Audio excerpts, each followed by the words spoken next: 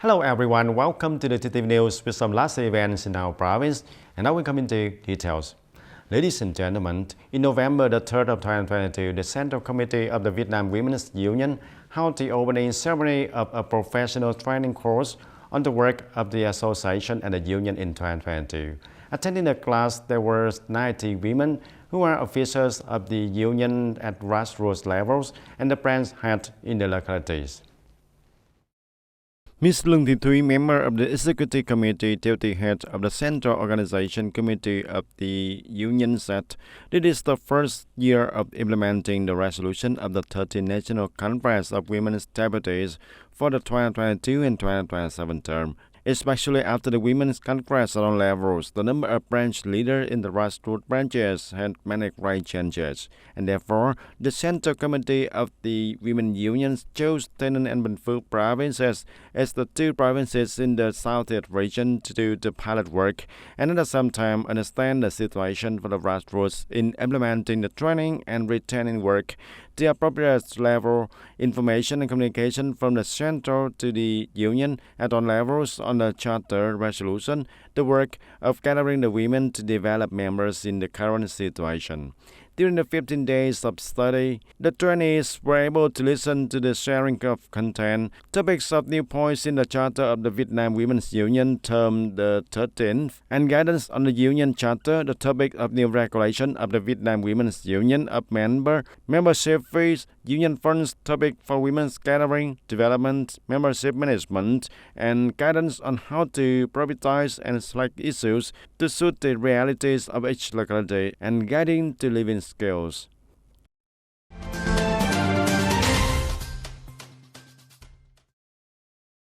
The Department of Natural Resources and Environment has just announced the environmental status report of Tây Ninh Province for the period of 2016-2020, conducted by the Center for Natural Resources and Environment Monitoring, chaired by Tây Ninh Department of Natural Resources and Environment.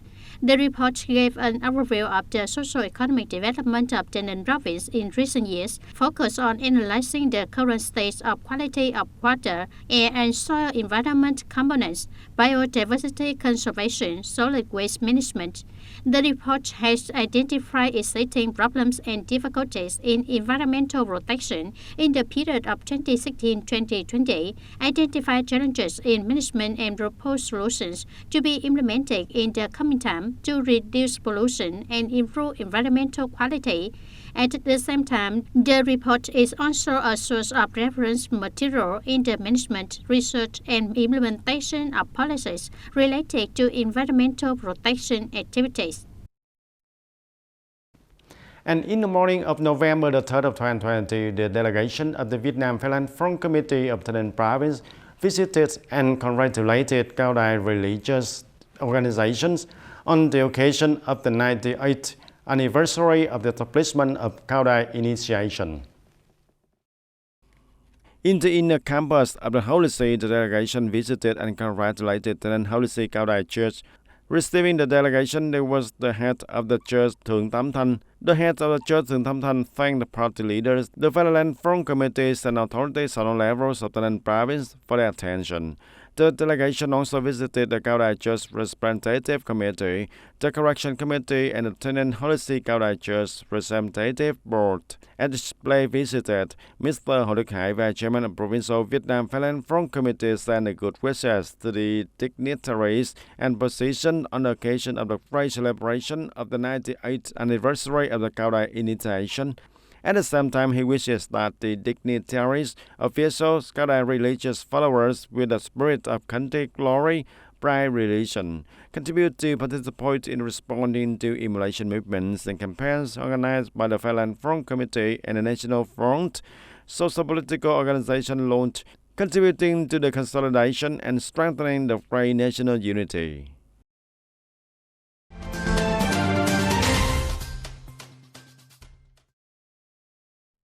In the morning of November 3, 2022, the Office of the Provincial Party Committee held the opening ceremony of a professional training course for the Office of the Party Committee in 2022.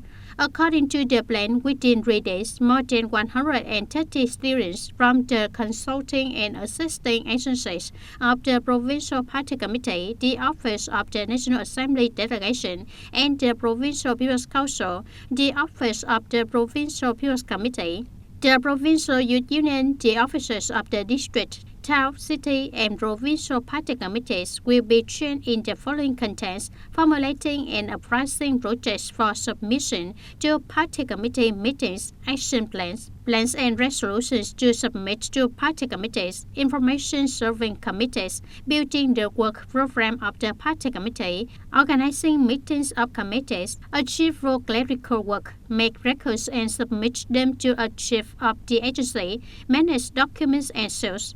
Through the training course in order to promptly update and supplement knowledge, improve professional qualifications for the contingent of cadres and civil servants working in advising and serving the leadership committee to well perform their assigned political tasks.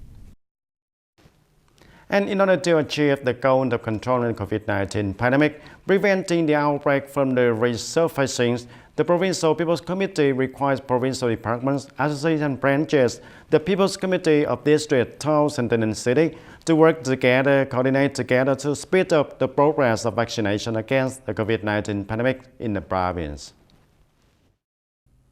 Accordingly, the Provincial People's Committee assigned the Department of Health to assume the prime responsibility for and coordinate with unions and localities in accelerating the speed of vaccination against COVID-19 for each group of subjects, especially the preschool children and students between the age of 5 and 18 years old who are eligible for the COVID-19 vaccines but have not been vaccinated or have not been fully vaccinated. At the same time, organizing the booster injections for officials, workers, and employees in enterprises, industrial parks, and export processing zones in the province to ensure the effectiveness. In addition, the Provincial People Committee also requests the Department of Health to strengthen surveillance and monitor the pandemic situation and guide district, town, and tenant cities on plans to respond and handle outbreaks, quickly provide information about the pandemic for localities to perhaps monitor, treat, and handle promptly.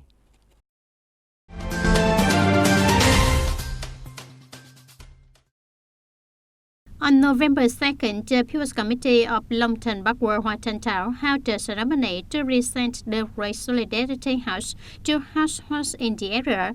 Mr. Nguyễn Văn Hợp, Chairman of the Provincial Committee of the Vietnam Fatherland Front, Mr. Trần Văn Khải, Secretary of Hoa Tân Thao Party Committee, attended the event.